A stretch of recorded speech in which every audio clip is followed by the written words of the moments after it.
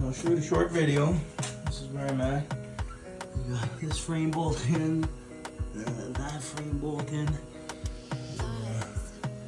this side, and this side. The motor's in. I didn't have to take that head off again.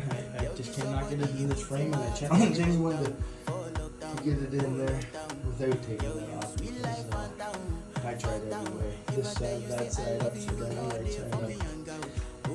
But anyway, there it is. I'm just going to put the swing arm in and get that whole thing bolted back together.